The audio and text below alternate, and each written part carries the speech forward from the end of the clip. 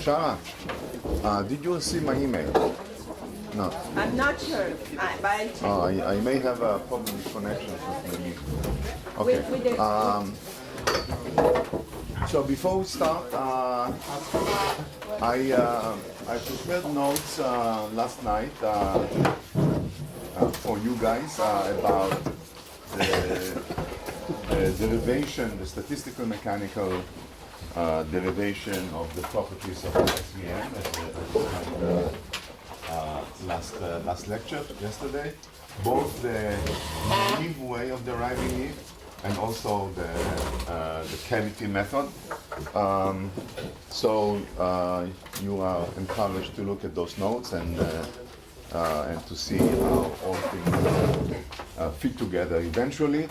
I didn't do even the cavity, I didn't do it the way Mark has done it with factor graphs and so on. You can do it this way, but I didn't want to repeat the entire formalism of big population on random on factor graphs. You can do it in kind of a simpler, perhaps going to it way. But anyway, look at the notes because I will come back to these issues when we discuss next week more SVM-like problems, but on a much richer structure of data. So you will have to come back to this. But what I want to discuss today, and one more comment about this, as you realize, I didn't talk about algorithms, how to find solutions to this problem. There's vast literature on that. You can, in MATLAB and in any other Python, whatever, you have packages that do SVM, that solve SVM in a variety of ways. Just would like to say that it is a convex problem in the sense that you can that if you have, in general, perceptron is a convex problem. To find a solution, there are no local minima issues and so on. If you have two solutions, then the convex combination of them, the interpolation of them, is also a solution. So this is why it is a relatively simple problem to solve. You can, for the SVM particular solution, you can translate this problem into a quadratic programming problem. So you have an objective function which is quadratic in the weights and with a linear set of linear constraints. So it's again well-known, well-controlled algorithmically to solve it. Okay, no local minima, no spin glasses, glassy phases, and so on. In that sense, it's a simple thing. Okay. Now, what I want to discuss today is the two layer. So we finished one layer. Now, what do you do with problems which are not linearly separable? Okay. So you have to upgrade your network, the system that you are using to model the data, to a more complex one, and the one that I discussed today is in general what we call now shallow structure. Means we add one intermediate layer. I'll denote it, okay, so symbolically like this. And then in our simple case, again, we'll have just one output node. Okay, so but we have now two layers, and importantly, this intermediate layer, this it's called hidden layer. This intermediate layer is going to be nonlinear. If it's linear, then in terms of computation, in terms of complexity, you don't add anything because it's still linear. If these nodes are linear, then we are still mapping the x1 to the y in the linear fashion. So we didn't gain anything. So we have to go to a non-linear computation with adding one more, at least one more layer. So now the question is how to do it. What will be the appropriate choice of this hidden node? So one approach, so there are two approaches among many others. One approach is what's called kernel computation, or going into feature space, as I described now, and that's Stefan already mentioned that in his lectures. And the second one is more conventional two-layer network with some sigmoidal neurons here. Okay, but we'll discuss the two of them. So I'll start with the feature space, which is the title can be kernel SVM, or it's also called non-linear SVM. We want to leverage on the nice properties of the SVM. It's a convex computation, optimal solution, etc. We understand very well its properties. The dynamic, the algorithmic aspect are under control. We want to use that, to leverage that, to go into problems where the mapping between input and output is nonlinear. So again, we'll have a set of pairs, x mu. I'll denote by y mu, just for simplicity. I don't want to add the zero all the time, as the desired label given to us.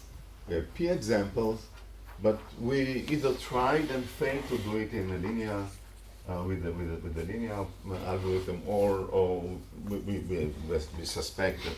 Anyway, we suspect that linear things will not work. Okay, so the kernel SVM is a rather simple trick, or rather simple solution to this problem. So the idea is that we are now mapping, and I don't want to write any weights here or something. We are mapping the input to the output, to the intermediate layer, by simply mapping the input into a higher dimensional space, where each node in this higher dimensional space is a feature. Okay, so I'll denote this as a phi 1, and this will be phi m. You know, each one of the lectures have maybe different notations for the dimension, but I'll keep using n for the input layer dimension. This is one node in the output, and I'll denote by m the size of the hidden layer, of the feature space. Okay? So I'm going from Rn to Rm, and we are interested in m, which is much bigger than n. We're not interested in a small expansion. It's going to be a huge expansion of dimensionality, and each one of these phis are functions of x, and are going to be nonlinear functions of x. So these are a set of features. So now we have phi without index is basically a vector. So we have a mapping from n dimension to m dimension, and phi now is a vector of features phi 1 of x to phi m of x. Now, what are the features? I don't care. For now, they are quite general, except that they rather be nonlinear functions of x. Okay? So the phi's are nonlinear functions, or at least some of them should be nonlinear functions of x, of the vector x. They can be product, they can be in some more complicated things. We'll see examples soon. And the concept of this kernel SVM, that we are not going to do the learning. So again, very simple-minded approach, unlike what Stefan tried to do, which is much more heroic, is kernel learning. We're not doing learning. Why? Because kernel learning, then we are into a non-convex problem, how to learn this whole thing. Okay, it's challenging. We want to do linear. Eventually, we want to do linear classification, linear separation. So we want to do it. That's only learning that what we'll have, as you'll see in a few moments. So this mapping, the choice of phi's are chosen before looking at the data. They're not going to learn. We may have prior knowledge, convolution, max pooling, normalization, that's fine. But we are not going to use the data and find some learning algorithm for the features. These are just pre-processing stage. Okay? How we get it, it doesn't matter. You can take a vanilla choice from some textbook. Good. So we have this mapping, so we don't have the burden of learning, and whether it converges or not. So the only learning that we do is in the output layer. So now I denote here W. W will be now a vector of n-dimensional, of n size n dimension, mapping from the feature space to the output. And the output is going to be, again, binary. So we talk about binary classification. Okay? So since this is not learned, the problem of learning is simply again a linear, it's a perceptron problem, right? It's a linear classification, but from feature space. So we can use whatever algorithm we have for finding a separating plane from the feature space. Right? So that's back to the perceptron problem.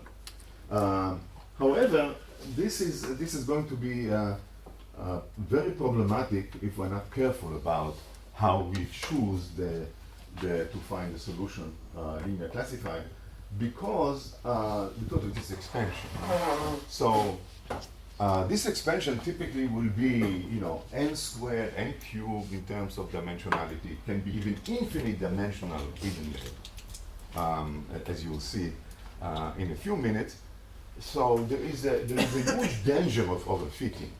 So if we had an overfitting problem that we discussed potentially already here, you have p examples, maybe p is not sufficiently large compared to n, maybe it's only half n or whatever.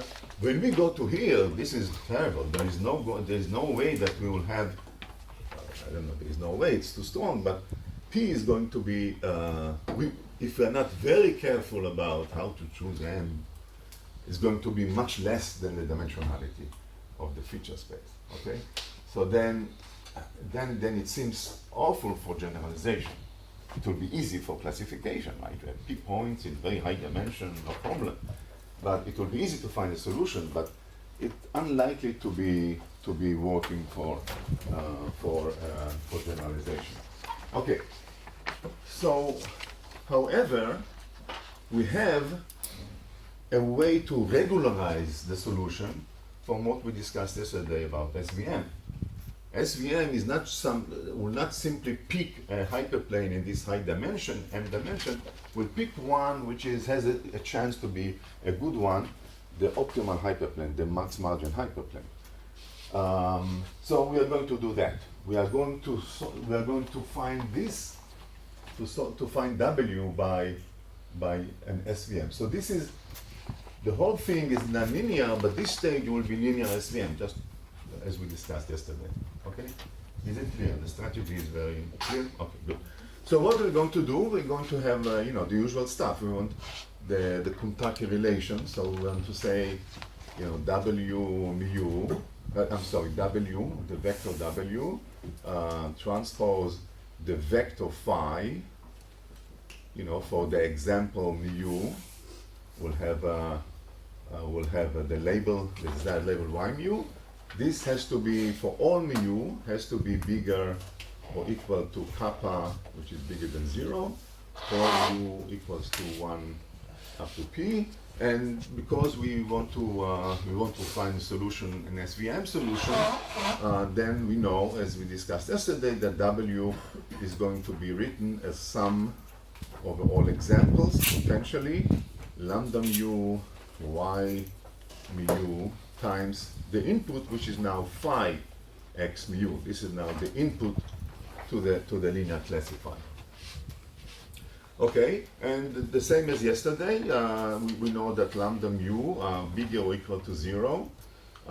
We have this constraint here that the fields, this is h mu, that the fields will be bigger than kappa, and we have the condition that lambda mu times 1 times kappa minus h mu has to be equal to 0.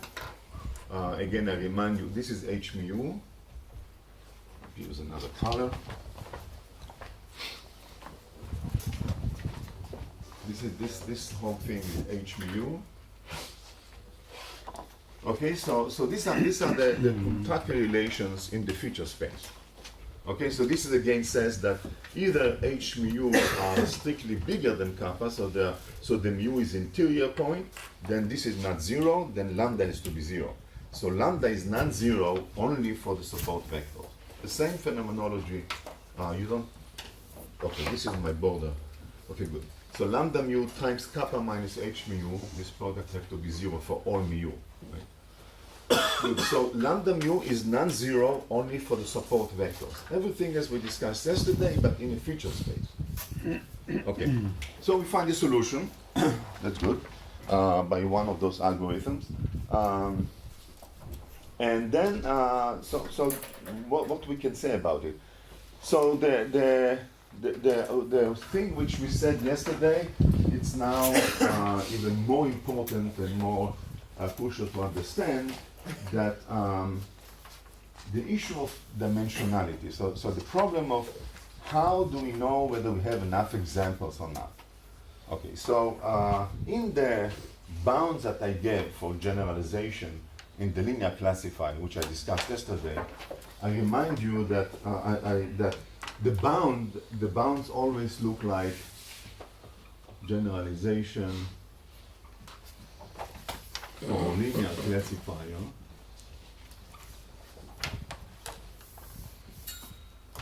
Will look like epsilon g. If you classify correctly, p examples will be proportional to n over p, essentially, which is to 1 over alpha. This kind of the bounds that you get, okay?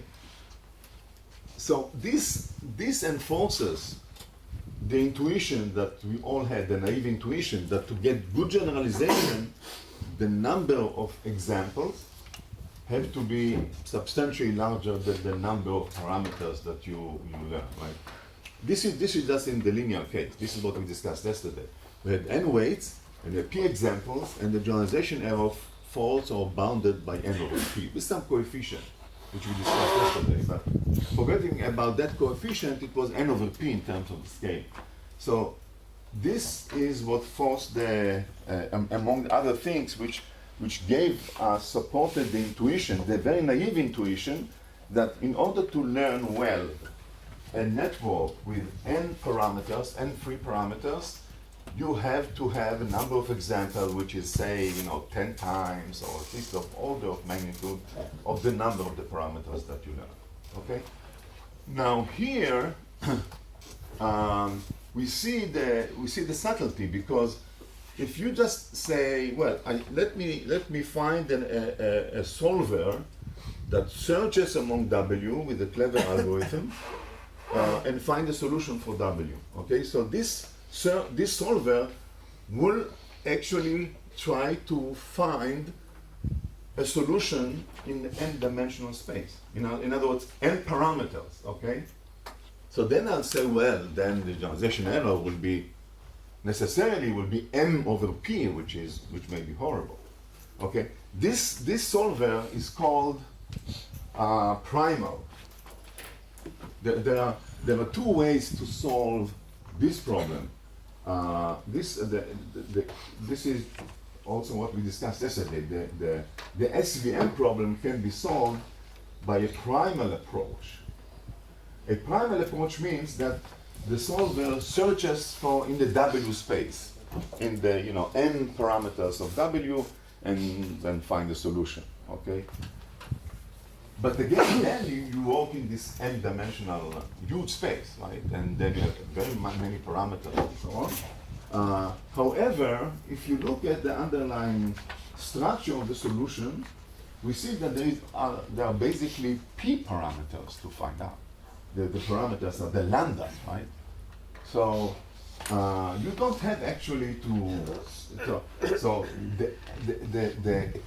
the crucial, the real compressed number of parameters are p, where p is controlled by the size of the data, not by n. Okay, I can solve this problem by simply looking at the lambda mu and find a solution for the vectors lambda mu, and we'll see. We'll see it in a moment. So this is called the dual. The dual never touches this high dimensional space. Okay.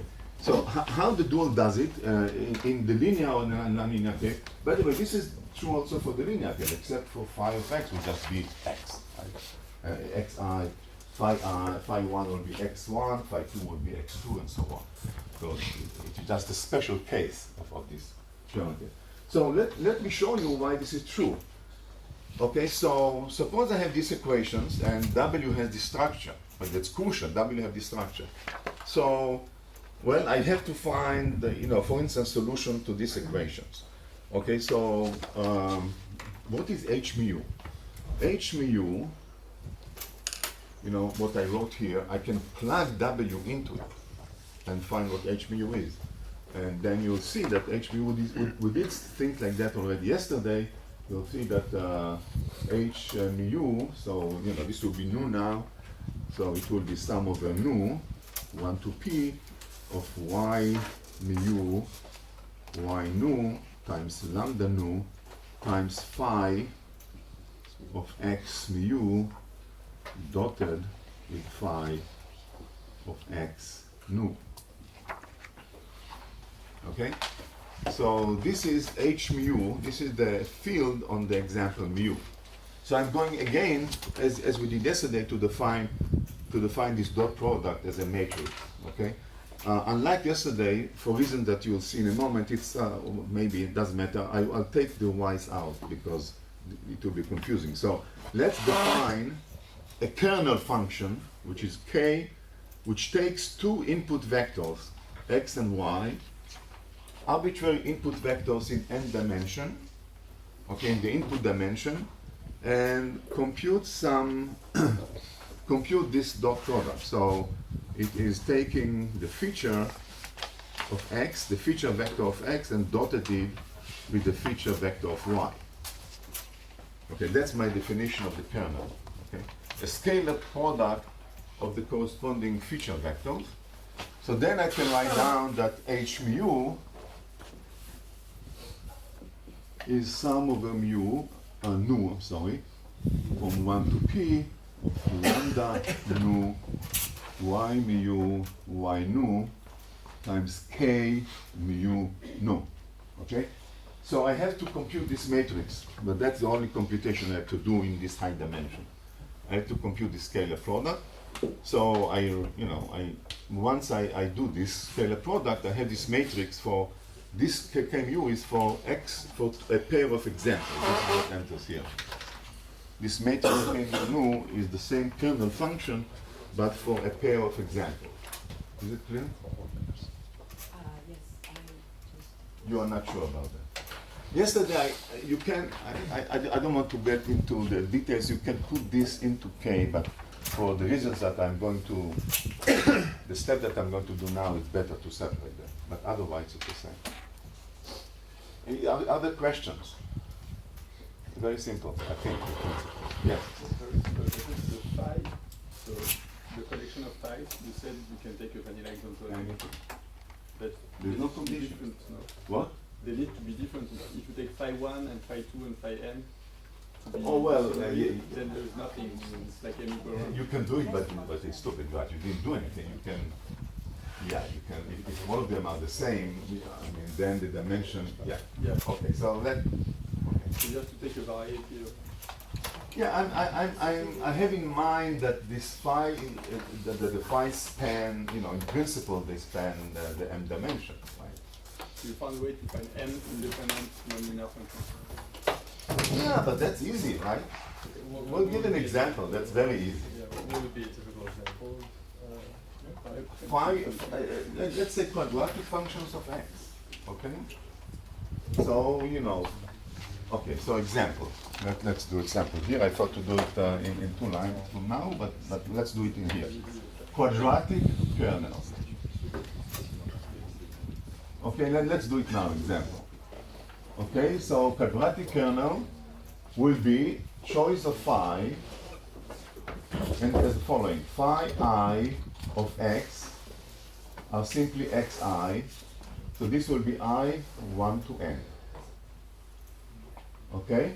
So this is n phi's, and then I have order n squared phi's additional phi ij of x, which are xi xj for all ij. I mean, there are redundancies, so you can count only half of it. It doesn't matter. So now I have order n squared features. That's quadratic functions of x, right? You can have, cubic functions. So here n is order n squared plus n. I take cubic polynomial here, or cubic polynomial for the features. It will be n cubed if I take d-dimensional polynomial, order polynomial, order d polynomial, it will be order n to the d.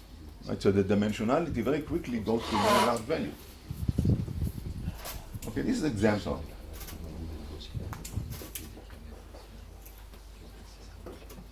More questions? Good.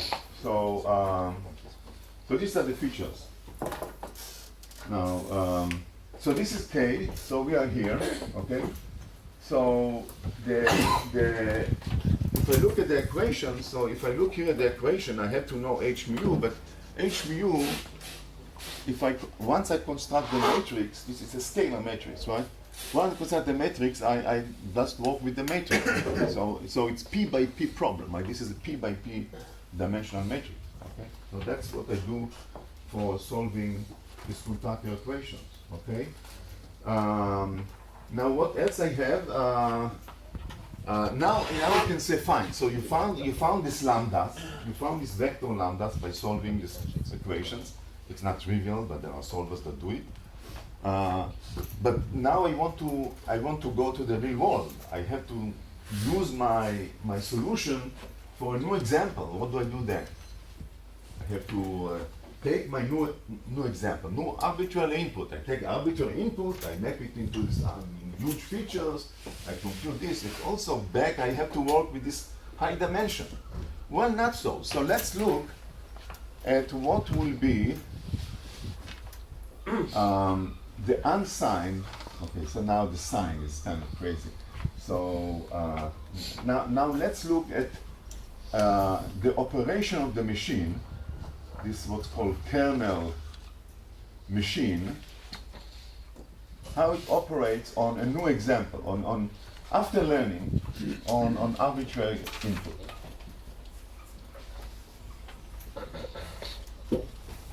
So I learned, I found lambda. Okay, now I want to go to the world and give me a new image, and then I want to do a decision whether it's plus or minus. Okay, so now I want to warn you about the sign. So what is the machine? The machine is going to be y equals to sine of W transpose phi of the new x, right? That's it. This is my machine. So the machine has a decision surface which is given by W transpose phi equal to 0, right? That's, polynomial or some other structure, very complicated decision surface in the input space. In the feature space, it's just a linear. In the input space, it's very complicated surface. For instance, if I use these features, it's like a quadratic. Imagine you separate in the input space. This is plus, and this is minus. Right? So this will be a quadratic decision surface. Okay. So in the input space is a complicated nonlinear decision surface. In the feature space, it's just linear. Okay. But now let's put W phi. Let's compute this. So what is W transpose phi?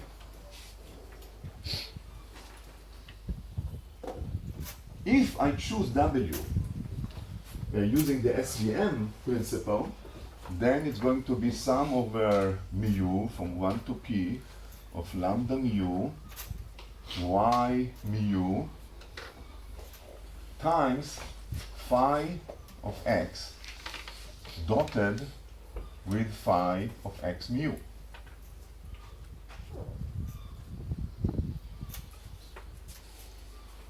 I just plug in what W is. So now I am after learning, right? So I find the solution. This is W. I know the lambdas, and now I'm plugging it into my machine. How it works after learning? That's what it does, right? It computes this for any arbitrary input, compute this, and then take the sign. Is this clear? You're quiet. I don't know whether it is because I lost you, you lost me, or because. Okay, good. Very simple. Okay, but look what I have here. I have just a kernel, just a value of the kernel, but this time for a pair of inputs, one of them is the example, and one of them is just my current input. So I can write this as sum over mu from 1 to p of lambda mu y mu times k of x and x mu.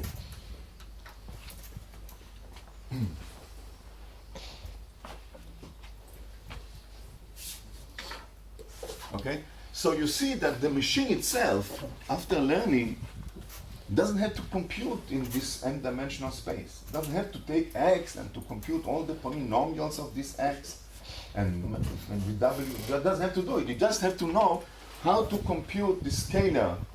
You know how to compute this operation. I have this kernel function. I have to know how to, for any pair of inputs in the n-dimensional space, I have to know how to compute the kernel. Well, I have to do this dot product. Yeah. That's it. Once I know how to compute the kernel as a function, I know what to do here. All right, so the whole computation, both in the learning and in the operation of the machine after learning, is basically working in the p-dimensional space using the kernel, using the lambda coefficients from the training and the kernel function. Okay, now this is interesting because if I want to think about it as really learning the entire thing, okay, so the features I said are not learned, but if I look at this machine, I can think about it in this way. So that's another complementary way of thinking about this. And this is the following. Let's forget about features entirely. It doesn't seem to matter. What I have to compute is k, right? So I can do the following. I can say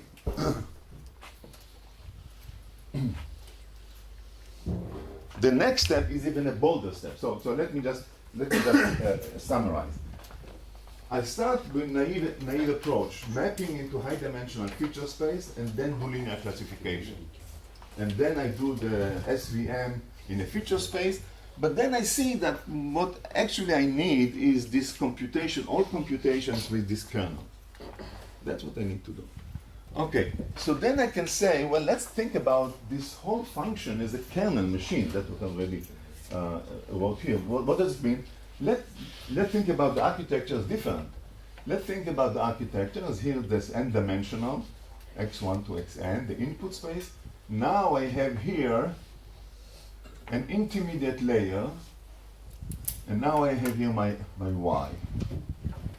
Okay, and the intermediate layer now is not the features, but the kernel. So this guy takes the input and compute k of x times dot. The dot is whatever the training here. So something enters here. So let's call it x1. Okay, and so on and so forth. And here I have k of x, and let's call it x. I don't know, xn, xp if you want. Okay. So now each node here, it does a kind of computation. It takes my input, plug it into x, and in the other entry, it takes some learn parameters, x1. This one takes my vector x and plug it into here, and the learn parameters xp. So you basically learn a set of vectors. Thank you very much. Wow. Now I can do business. Okay. Okay, you understand? So this is this machine. This machine takes the nodes.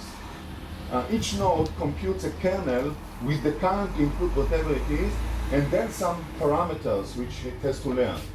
And this it takes this x and another set of parameters and so on.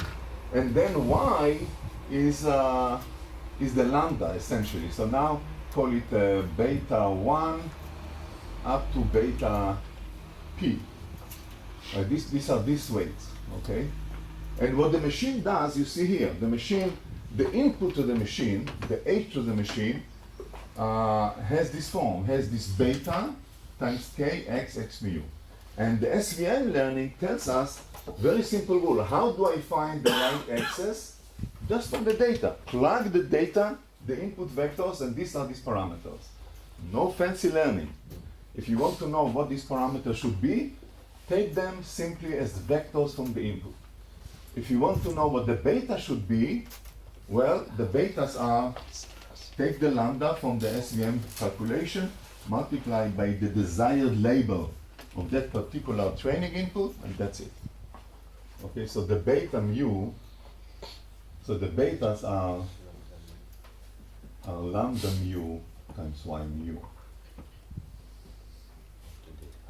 Okay, and then take the sign of this. Okay, so doing this, I just never mention this n-dimensional space. I start with the kernel. I say I need some nonlinear mapping. So my nonlinear mapping is taking the input and map them into a set of nonlinear functions on the input defined by a universal kernel. This kernel function is the same for all of them. One of the entries to the kernel is the current input. The other entry has to be learned. Similarly, I have to learn the linear combination of those, and I know what to do. I use SVM. With my training data, I just put here the input vectors in the second entry for each node, and I put for the linear weights, that's lambda times y. Question? Go ahead. I compute the left, it's k of x and x. K of x and some vector x1, some vector x2, some vector xp, let's say. Okay? P, yes. So these are parameters to be learned. Okay? I don't know what they are. Okay? But now but when I have data, I know the data. If I have data and use the SVM, I know that this, I just put the vectors from the example. And the beta will be the lambdas from the SVM and times the y, which is the desired label.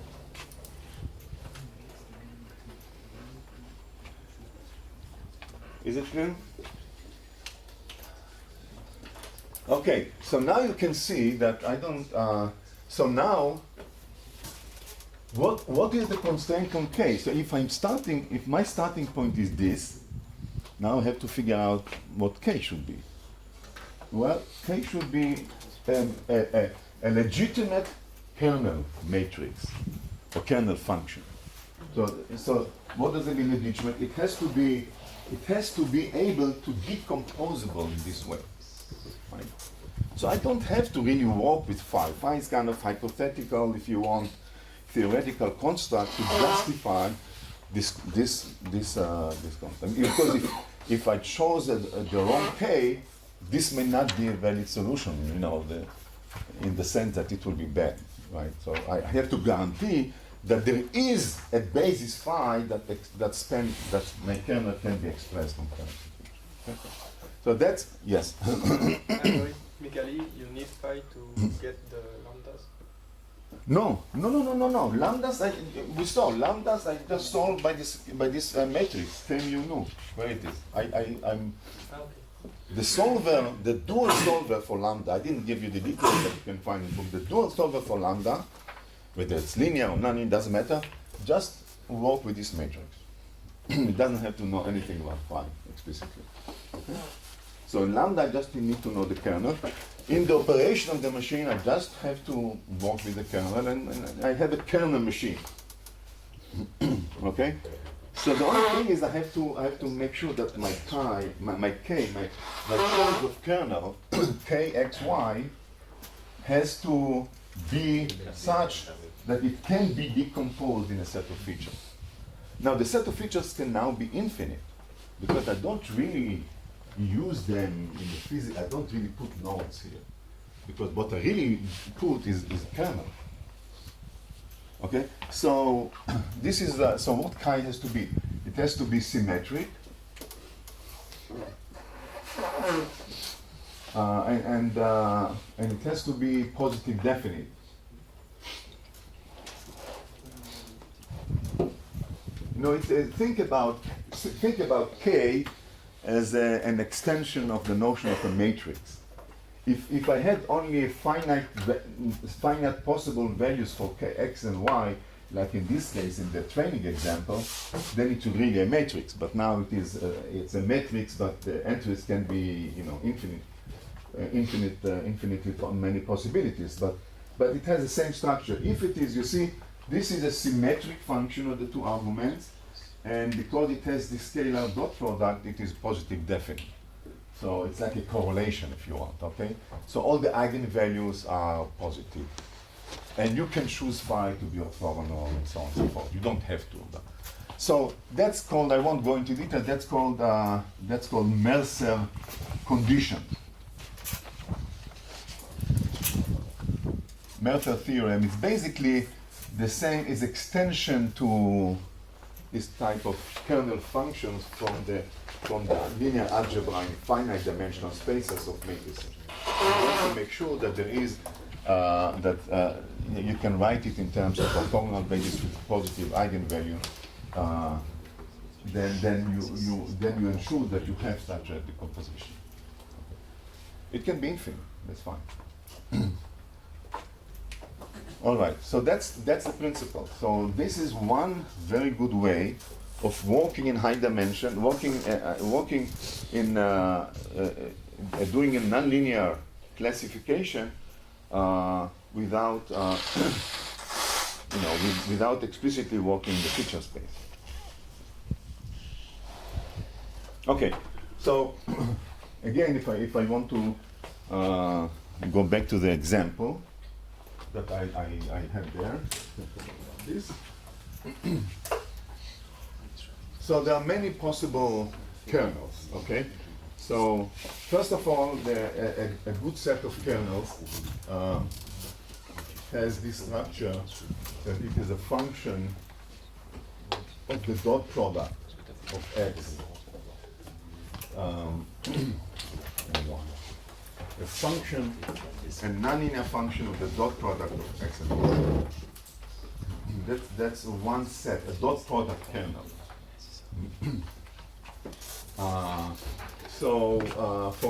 For instance, but f has to be such that it has Taylor expansion with positive or non-negative coefficient. Okay? So f of z now is the scalar, is the argument of the dot product. Has to have a Taylor expansion with coefficients fn, which are non-negative. This is a sufficient condition for this to be a legitimate kernel. Okay, so one example is as I said, is a polynomial kernel. So imagine that f of z is d times z plus 1 minus d times z squared. Okay.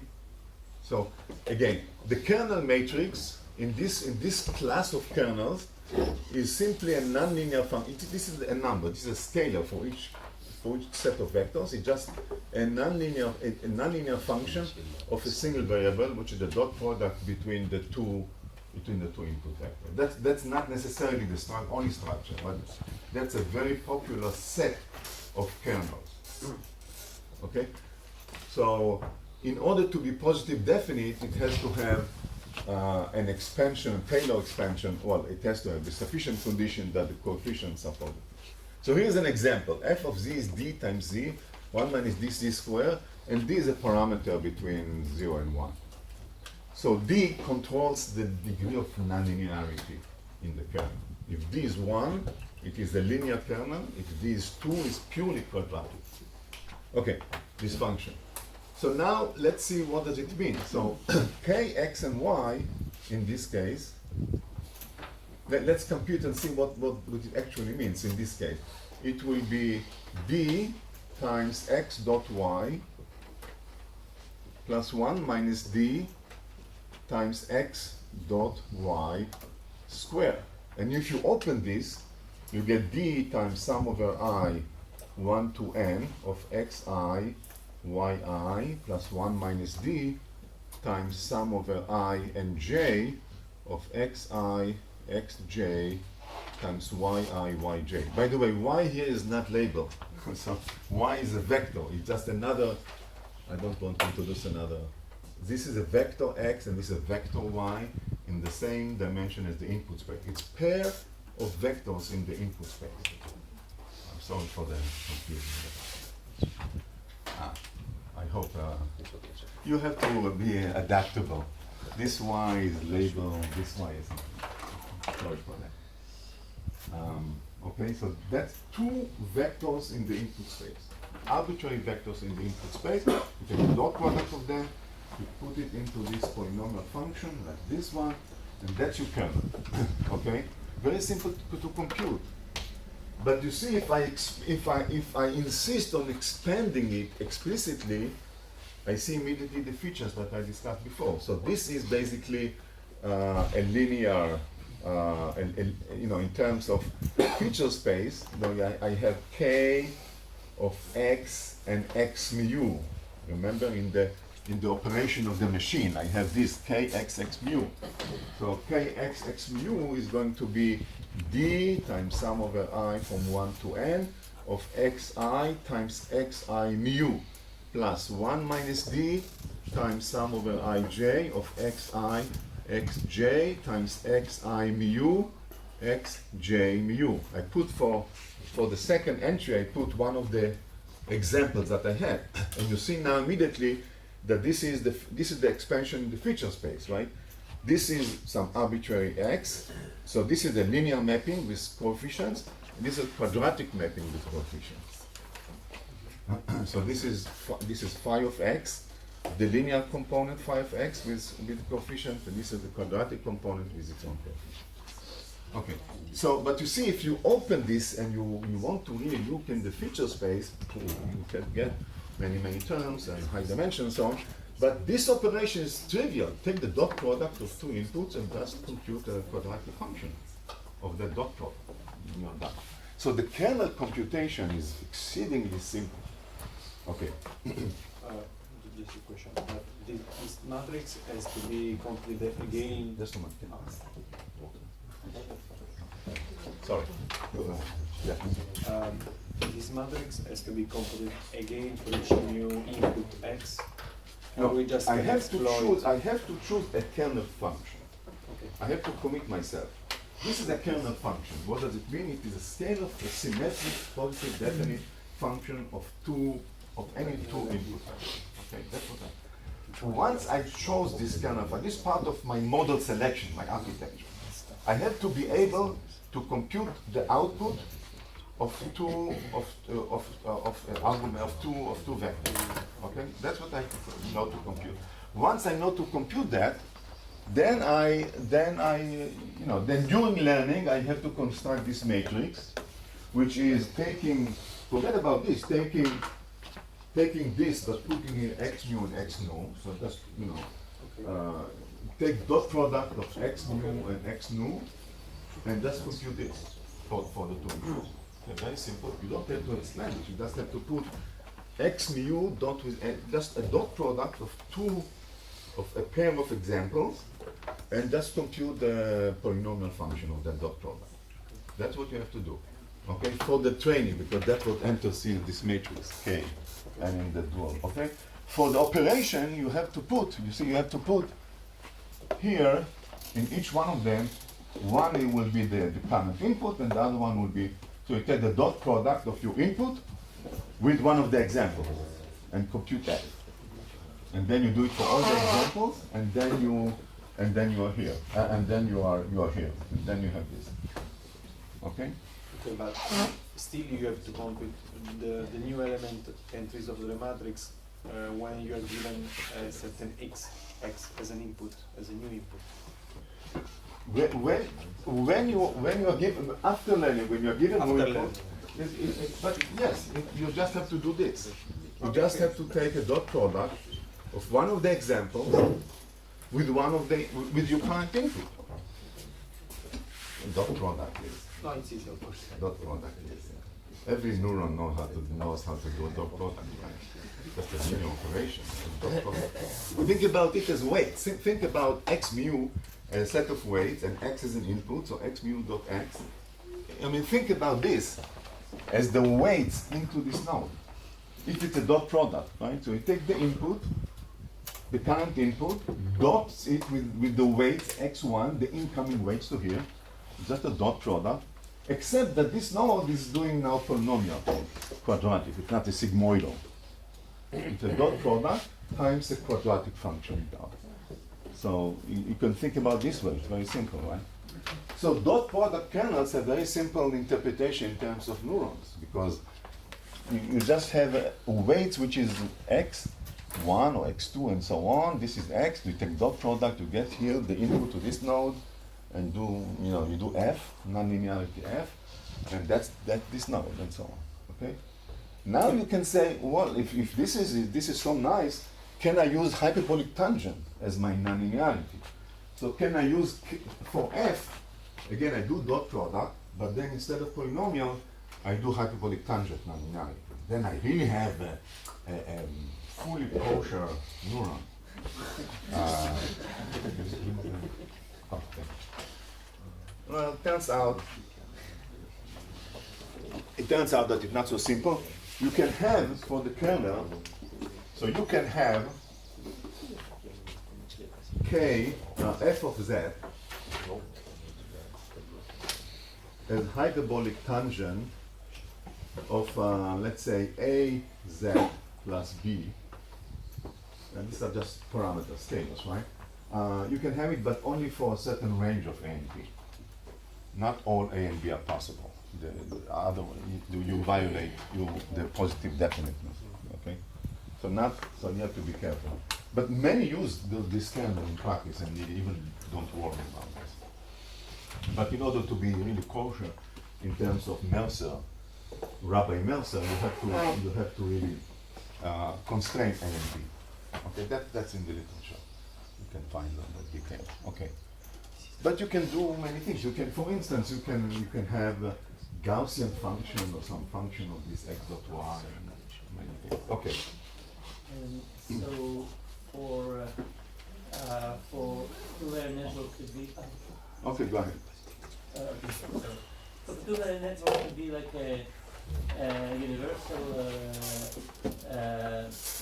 approximator. You need the functions to be non-polynomial.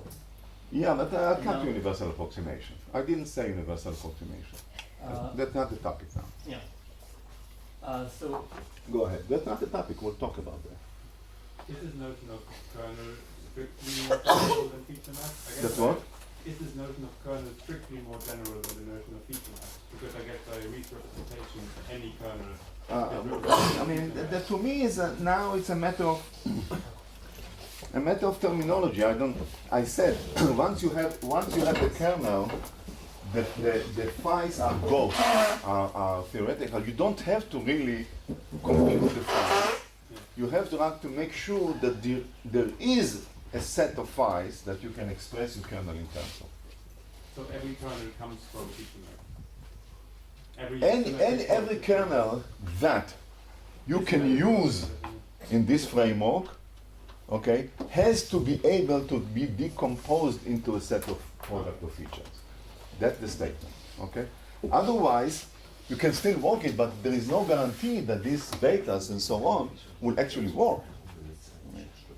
You can just take this arbitrary kernel and then work hard, right? People did it. People used radial basis functions here, right? So k is kind of a Gaussian function of its. x minus x1 squared and so on, but then they have to train everything and it's non-convex problem and so on. But if you want to use your life, make your life easy by relying on well-controlled convergent problem of convex-convex optimization, then you have to make sure that your kernel can be decomposed in terms of features. There is a set of features, possibly infinite. So here it will be infinite. Okay, but this is important. Otherwise, there is no guarantee that this will actually work. Yes. But is it true that at the end of the story, kernel learning means to optimize the FN formula? Optimize the choice of f, for instance. You can do on top of it. You are free to do all kinds of fine tuning. There is no. This works for any kernel, whatever. But now you can say, well, but some kernels will be stupid to choose. Some kernel will be. I'm not saying that everything will work as well. That depend. Now it's a data specific. Yes, why not? Kernel. I'm not against kernel learning, but I'm saying this is generic. Okay. Now, how well it will work, I didn't say. I just said this will give you kind of an extension of. I think a max margin nonlinear decision surface, if you want to think about it this way, okay? But whether it is a good, I mean, this is the shallow architecture. This is the 90s and early 2000s. Now you ask Jan LeCun, he said, well, it's a total failure. Okay, this is Vapnik versus Jan LeCun. This is, they argue for a decade. Okay. Now, it's also a matter, so it's, for vision, for MNIST, maybe not bad, but for ImageNet kind of thing, it's not. There's also a problem if you talk about real life application. There is also a problem of computational ability, and the reason is that you have to work with this matrix, okay. Now invert it in some sense, okay, or pseudo-inverse, whatever. But now, if P is like ImageNet, million, then you have to work with million by million matrices. There's no reason to buy. But therefore, you're not claiming that that kind of kernel is the same kind of kernel that I can compute with a deep neural network, for instance. Okay, can you repeat the question? Well, Stefan Malai said something that in the end, what this deep neural network does is to choose this phi, okay? But Yeah, you can think about it this way, absolutely. When you have a deep network, then you can think about the top layer. I mean, what do the people do in the top layer? They do SVM, linear SVM. So think about the top layer as a set of nodes, which are some complicated feature vectors of the input, and then you do linear classification. However, these features are heavily learned. That's the whole deep network, is you learn, supervised learning. And here the whole thing is, because once you're telling me I want to learn this, I'm scratching my hair when I say, okay, this now could be non-convex problem, because you have to learn this, you have to learn the beta together, it's a nonlinear problem, non-convex. Now you do stochastic gradient descent and God knows what, local minima, not local minima. I'm not telling you the baseline. The baseline is, I don't care about them, I don't have to learn them for this to work. To work in the sense to get kind of an optimal nonlinear decision surface given my training data. Okay? So now let me, okay. There are extensive literature about different kernels and so on, and I don't have time, and there is no, we'll talk about it, but now I want to talk about the generalization issue. Okay, so what can we say about this?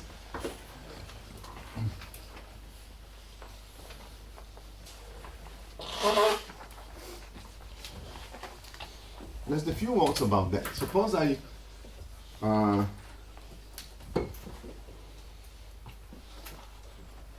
want to find, what will be if I use some kernel, let's say quadratic kernel or polynomial kernel, for example, and I want to ask, I want to learn, I have data, I want to learn it with this machine, and then what I'm expecting to be doing in terms of generalization. So as I already hinted, the answer is that the dimensionality, the curse of dimensionality doesn't enter at this stage. Because at this stage you are constrained by the size of your data, not by the n dimension. Okay, so whoever had this naive thing, oh, how come deep network has millions of parameters and all of a sudden there is no overfitting? That's the wrong question, because we know it from the that's not the right thing to say, to ask it. Because the curse of dimensionality is not by counting dimensions, but counting the number of weights which are changing in the algorithm. Okay? However, now the question is, so what I'm saying, the real challenge, the real question is the underlying, the complexity of the underlying rule, not the actual model that you are using. It actually how many parameters the real law that you are trying to learn is constrained by. Okay, that's the real, unfortunately unknown, that the real constraint, not the number of parameters. So you can be very promiscuous in terms of using many dimensions, many parameters.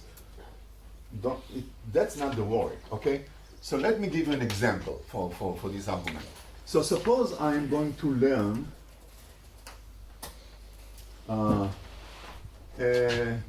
kernel teacher. So that's what I'm describing and summarizing a series of works in the early 90s that I and others have done on statistical mechanics of SVMs, of kernel SVMs. Okay? And what we did is what people have done earlier in the perceptron. Suppose just now this is an exercise, a specific example. Okay, so the data is going to be kind of random, x mu I is kind of IID from, if you want, Gaussian or binary distribution, just vanilla distribution of inputs from some P of x. You can take it to be binary plus minus 1, you can take it to be Gaussian, it doesn't really matter the details. But the labels, the true labels, are coming from a teacher which has some set of weights, okay, in one of those configuration. Let's say in the kernel configuration, on a feature space configuration, it has some W teacher, okay, times the feature space, okay.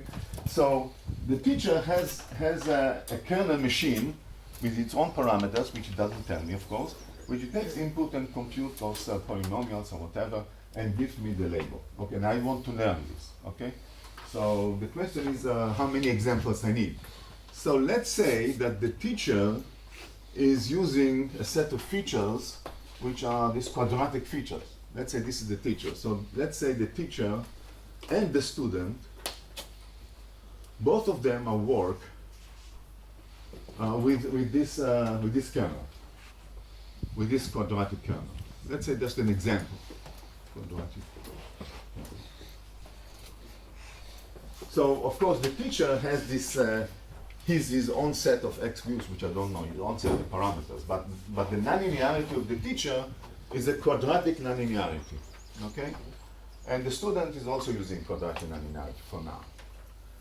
Okay, so now the question is how many examples. So the teacher draws a set of labels, on a set of examples and labels, and give it to me, and I'm trying to use this kernel SVM to learn the parameters. Okay, and I'm setting. So how the generalization error will now depend on the number of examples. That's the question. Okay. So first of all, if the labels were random, what can I say? Well, if the labels are random, no teacher, just random labels, but I'm using a second order kernel, quadratic kernel, then I can ask, what is the capacity then? How many of them I can separate with quadratic kernel? If it was a capacity issue, if it was random labels given to me and I just need to find a separating kernel with a quadratic kernel. How many of them I can do?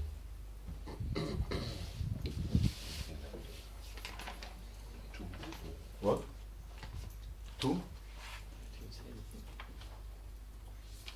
What is the answer? I didn't say anything. Okay, what is the answer? That's not the answer. Okay, so if let's start with capacity. Like yesterday, we discussed capacity. Random labels with a set of inputs, P input on random labels, but I'm not using perceptron, linear classifier, I'm using quadratic classifiers. How many examples I can... Madhu, what's going on? You are... Mark, they need many copies. Andrew. N squared, I forgot there are 2.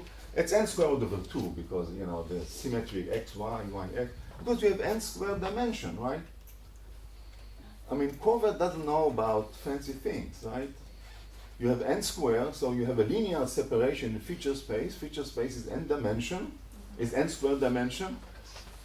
So for capacity, before we talk about feature, if the labels are random, then P max, PC will be in a quadratic polynomial, quadratic kernel will be n squared over 2. In any b-dimensional polynomial, it will be n to the b, not that b, other b, whatever, n to m over m factorial. Simply because the number of parameters in the feature space. So that you see how the issue of capacity, which just count the number of dimensions that you have, is going to be potentially very different when we talk about generalization. That's the question, okay? So in terms of capacity, we are here. We can, with a polynomial degree m, you can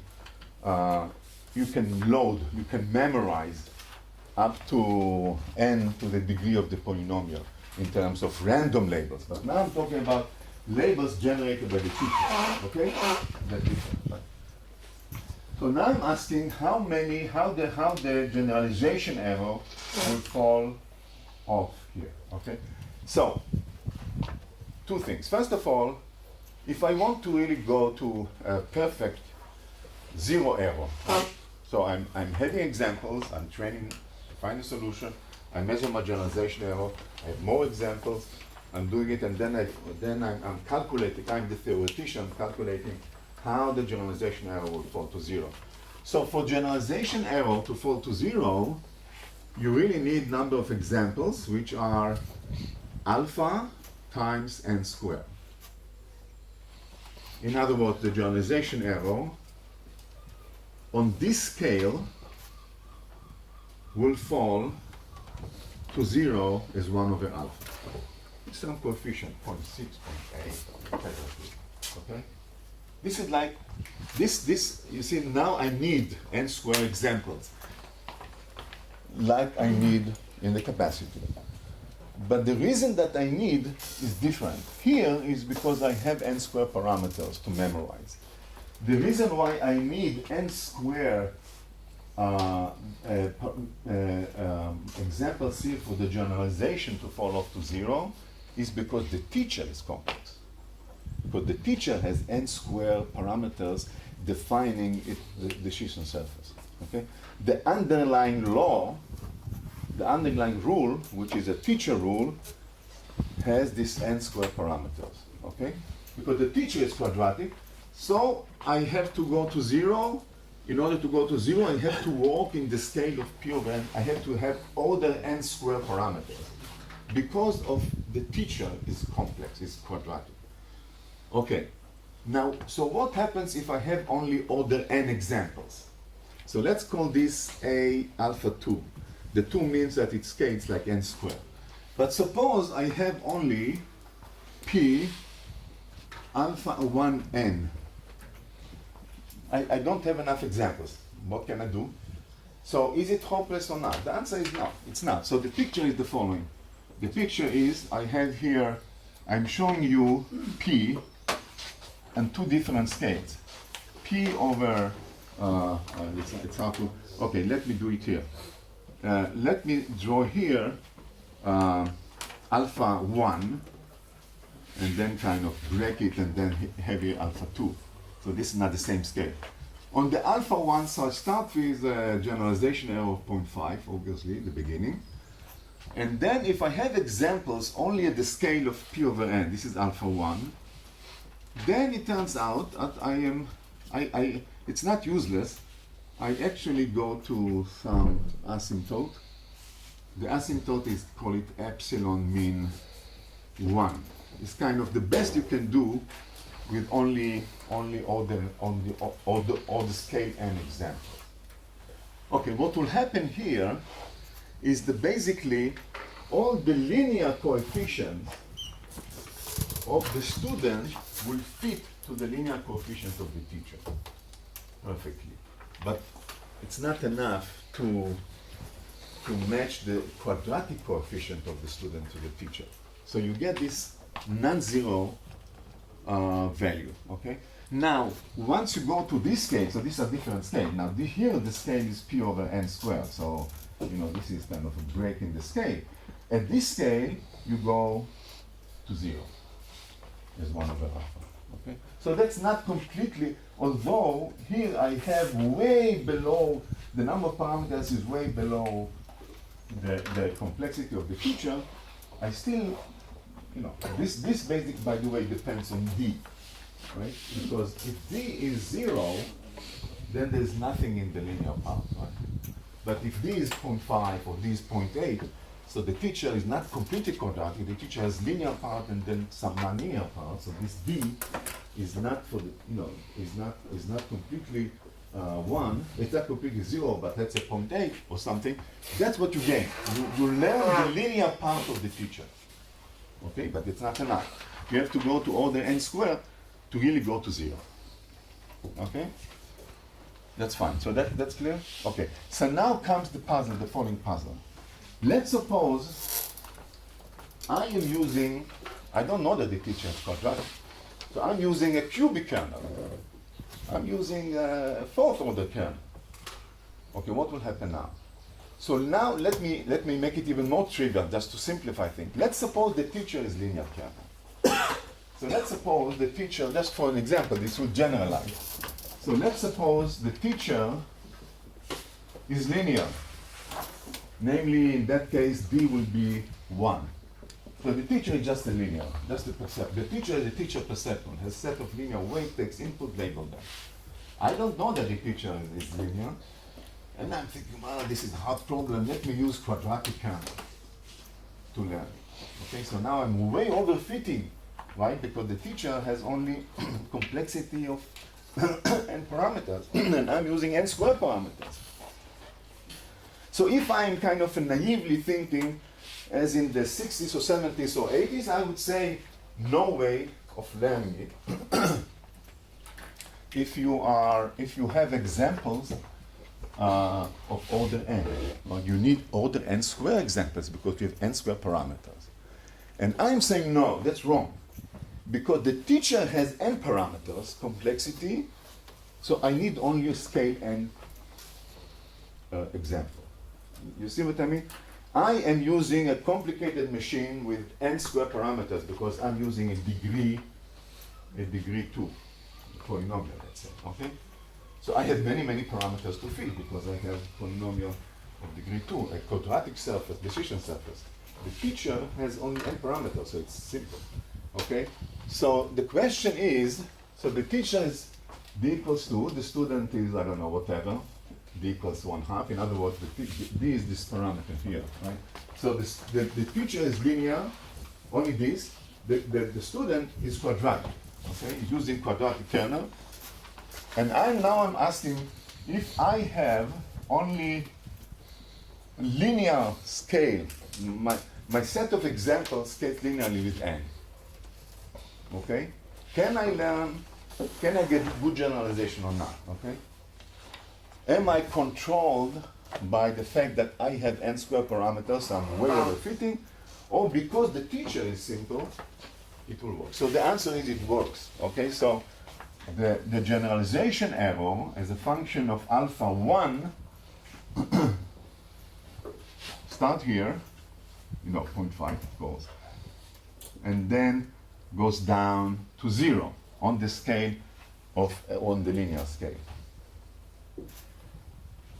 It's not completely free lunch. If I will be clever and use only a linear and match perfectly the architecture of the teacher, I will go faster. So the difference is the following. So a linear in this case, let me draw two curves, okay? This will be a linear student. A linear student.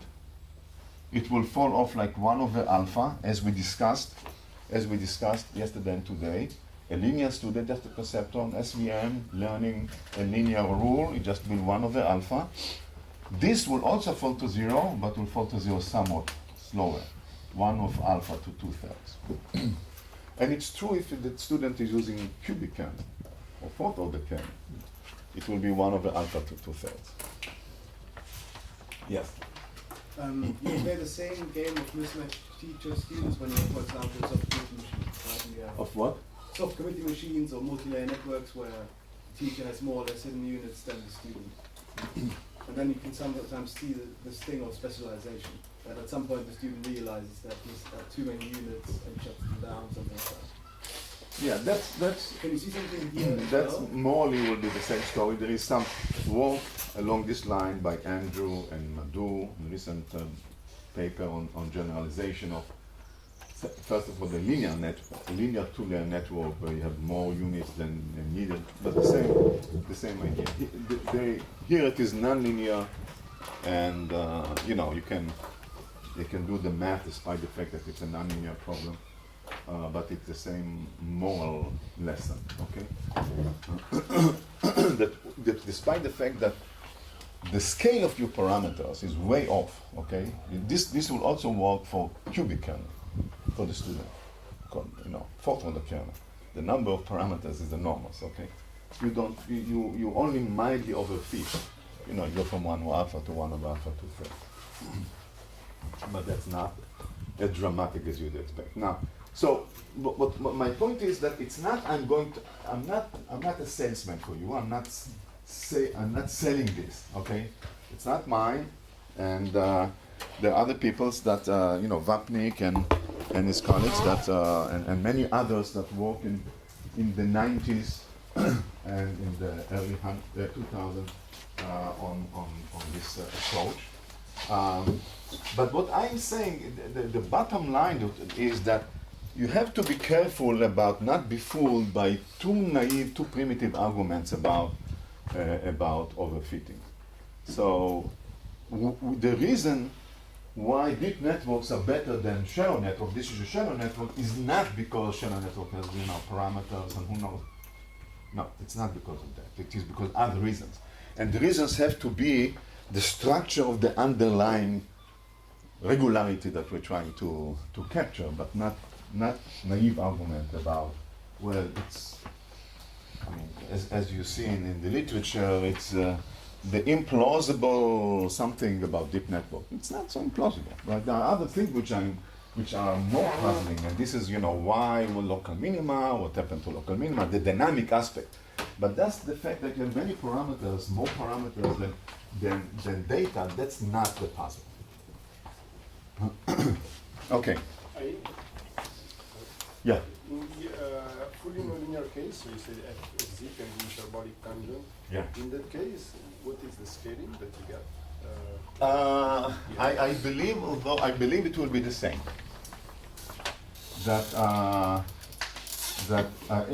In which case? I'm sorry. In this case. Yes, in this case. Okay. So if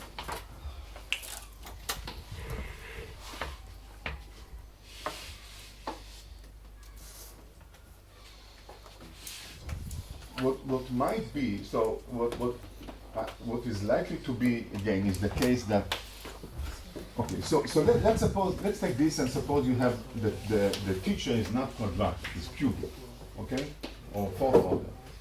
It will be the same story. You will have a set of plateaus which go down. Your plateau is a function of the scale of your example. First plateau on the linear, then second one on quadratic, and so on and so forth. what will happen is for any reasonable choice of teacher and so on, the plateaus will go down, will be very quickly decay. So then at some point it will not matter. You will have such a fantastic generalization. You don't have really to fit the temporal, for example. But that will depend on more detail. But that's the general structure it will be. A set of plateaus which will be essentially, you can see here that the size of this plateau, as I already hinted, depends on the degree of nonlinearity of the teacher. But even this, if you expand it in Taylor expansion, after a few terms, the corresponding D's will be very small. So these plateaus will just go to zero. So only first few plateaus will do the job, and then that will be the structure. Just a comment on your comment about the overfitting and the number of parameters in the deep net.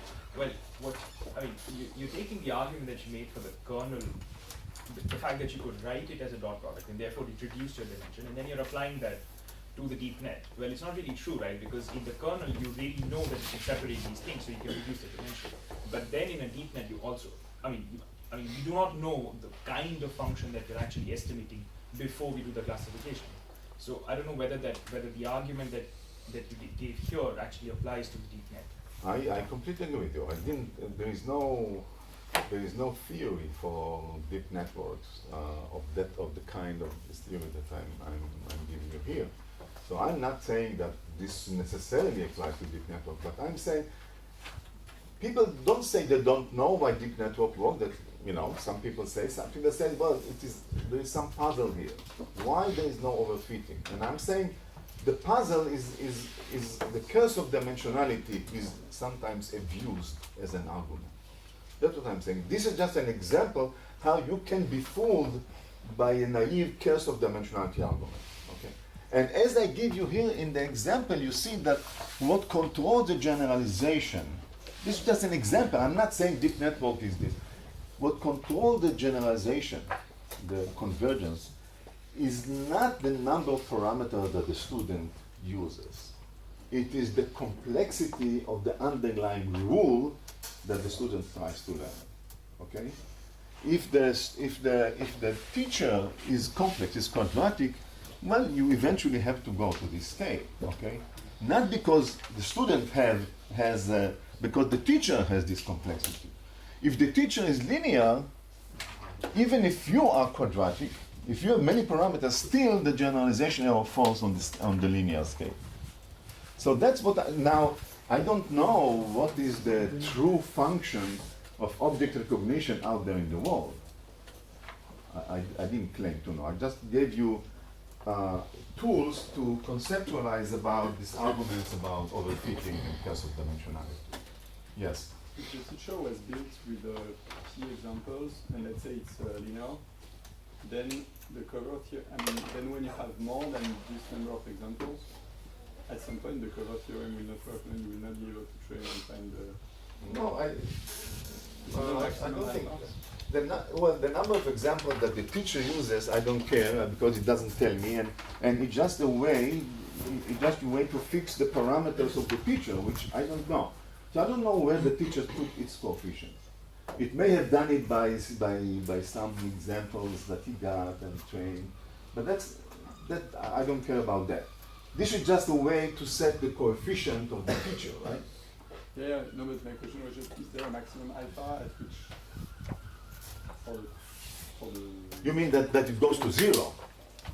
That you get perfect generalization? That's what you mean? No. That you cannot train. That you cannot train. No, sorry, I'm mistaken. No, you cannot train. No, we are. This is the capacity. I mean, first of all, even if it was random, even if the labels were random, in the linear scale, I'm way below Kova's capacity. So there is no worry that I won't be able to train, right? But in this problem, because there is a teacher, it is like Mark's code problem, right? There is always a perfect solution for any number of examples because the teacher generates, the teacher is linear and I'm quadratic, so I'm always able to separate them, right? because the data is separable. Okay? So it's not a problem of being able to separate the data in this case. Now, if the student is linear and the teacher is quadratic, then there will be some point where the student will not be able to. But that's different. Okay? Then the student will be able to do this, but something like that worse. But at the beginning it will start, you know. So this is another important point. Here the quadratic student learns on the linear scale this part. Okay? If the student was really linear, okay, so this is quadratic teacher, but a linear scale of example. And a quadratic student, right? So both of them are quadratic, but the poor student has only linear scale examples. So it does this, right? If the student was linear, it will have problems. Why? Because it will start to classify the examples. Well, it will get something, but then at some point it will stop, because it will not be able to separate the data. So that's a good reminder for me. That will be a linear student. We'll do something like that and we'll stop here. A quadratic student is able to fully use all the examples to get to this point. Okay? So there is an advantage of that. So there is the same comment, that there's one comment, the same problem in different paper, Ocker and Urbanski showed. If you have data generated by a noisy teacher, what does it mean? The teacher has some kernel function, some linear function, and give labels, but with some noise. There's some probability of bits which are flipped and so on. So let's say the teacher is linear. A perceptron with noise. The teacher is the perceptron generating data, but with some output noise. There is some bits which are flipped, okay? And I get the noisy data now. What do I do? Okay, the teacher is linear, but the data is noisy. So what do I do? Well, I can say, well, the teacher is linear, I'm also linear, and let me try to classify. But at some point, I won't be able to classify anymore because I'm a linear, and there may be more data than I can classify. So I have to use some non-linear, non-separable algorithms, and it's not convex, and I don't know what to do. So I say, okay, let me use quadratic kernel. Let me use cubic kernel. I can always, how many examples you have, I can always learn them, right? So the teacher gives me these noisy labels, and the teacher is linear, but there is noise. So I'm using a cubic kernel, okay, to learn to perfectly classify these noisy examples. Can I do well in generalization? The answer is yes. You can generalize well as best as it could be. There is obvious a minimum value because there is noise. I mean, the teacher itself cannot do zero error because there is noise, right? So you can get to the optimal minimum value as long as you use the kernel which is higher polynomial than the teacher. So if the teacher is linear and generate noisy labels, use a quadratic kernel, a cubic kernel, whatever kernel you want to use, the same universal asymptotic decay to the optimal, okay? The same principle. Just use those high dimensionality to separate well the data with a good optimal separator, and as long as the underlying rule is not arbitrarily complex, then you will do well. And don't worry if your polynomial is higher order and so on. So the final comment is that, and I'll stop here, that Vapnik shows in his book an empirical example with MNIST. Okay, so you have this MNIST data classifier, and now you do linear classifier. Try perceptron, SVM, you get, 10% error. Okay, the number of support vectors that you get in this case is 200 or something. There is 7,000 or 8,000 examples, training examples per digit.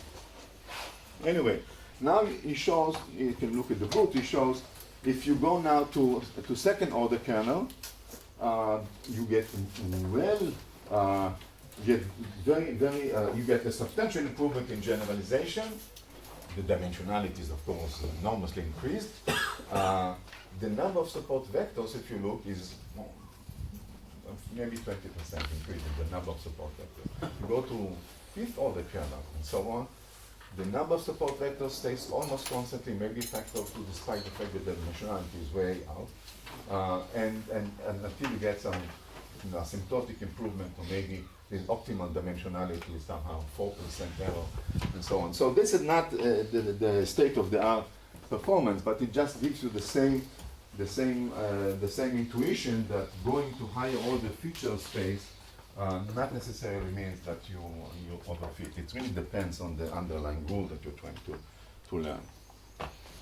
Okay, let's stop here.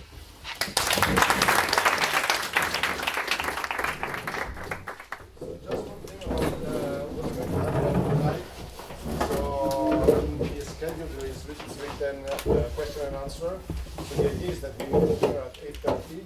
We think about some question that you would like to ask the teacher, meaning there are some things that you will learn which you would like to know more.